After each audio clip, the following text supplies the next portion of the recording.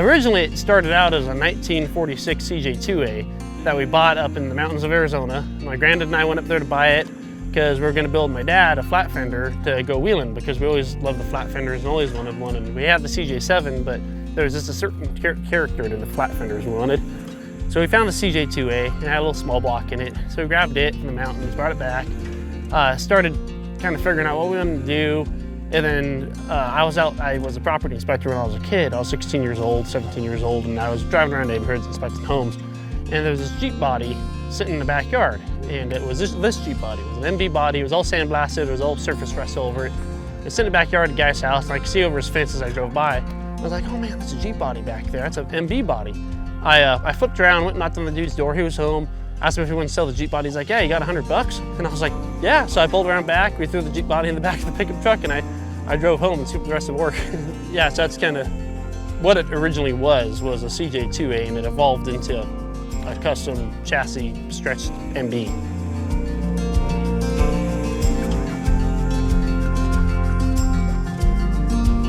I always like to tell people it's like riding a bald eagle into a sunset with the American flag off your back.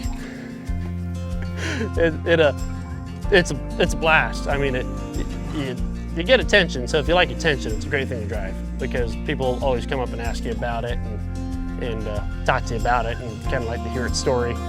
But it's just fun. It's a blast. It's got plenty of power. You can skate it loose if you want on the asphalt. It crawls up anything you want to crawl up, and yeah, it's a lot of fun.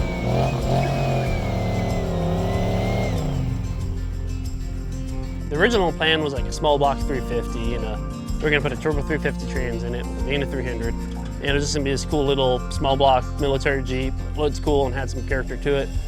And then as time went on, we were like, you know what, fuel injection would be really cool. So I found an LS1, and then realized that it doesn't fit lengthwise, and the intake's off the front of the engine, so you have to be able to elbow it around, and you couldn't do that and fit it all within the grill of the firewall. So then we decided to stretch it, and so now if we're gonna stretch it, it's like, well, might as well just build a frame, because it's so simple that, you know, if you stretch a stock Willys frame, it's still gonna be a Willys frame, and might as well just build a whole frame for it. So we called Shannon, and I know Shannon growing up for a long time, Shannon Campbell, and so he wanted to build the frame for it. So we built the whole frame until 2x4 120 wall, set the body down on it, got the drivetrain in it, we brought it back, and we just kept going from there. So it just kind of kept evolving, ended up becoming kind of the creation it is today.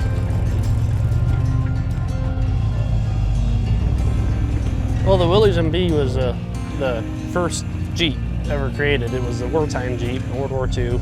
It was the few companies competing for the contract back then. Willys ended up winning because it was the lightest vehicle of its day and age. The original Jeep you could pick up, that's what the halos are for on the side. The people in the Jeep could hop out of the Jeep and pick up the Jeep if it was stuck. So that was the whole cool thing about the MB back then. And there's even Willys back then, to get the contract, they had to shave down a few pounds, actually strip the coats of paint down, they had less paint on the Jeep to make it light enough.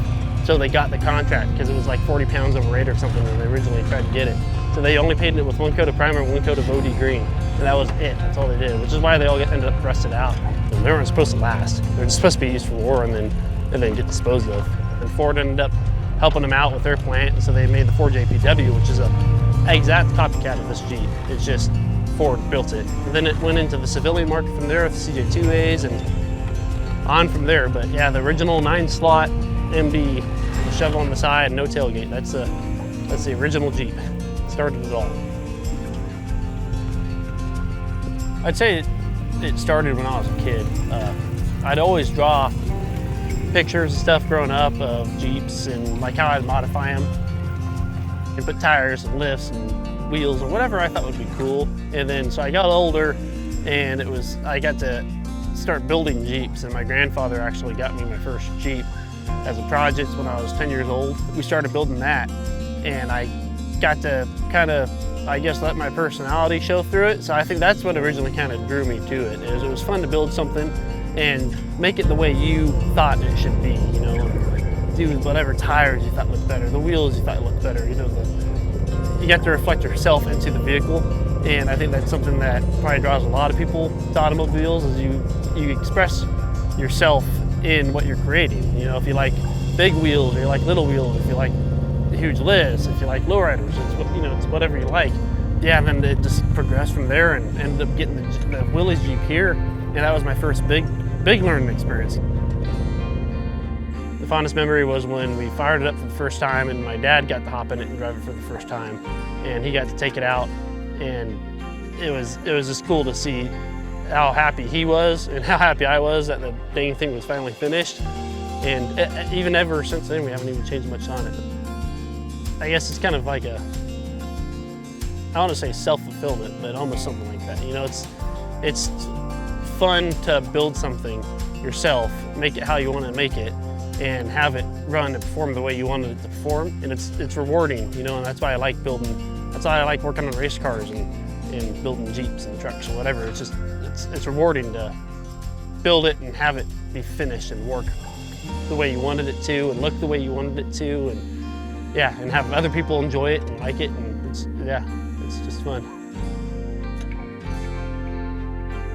I'd say it's because of the being able to express your personality thing. You know, if you're a car person, I mean, you don't just not modify your car, right? Like you're changing something on it, whether you're a car person, a truck person, a Jeep person, a buggy, whatever, you know. So I'd say that's what makes most people car people, is the fact that they can take their vehicle that they drive every day and have it reflect a part of themselves on whatever that is, whatever floats your boat.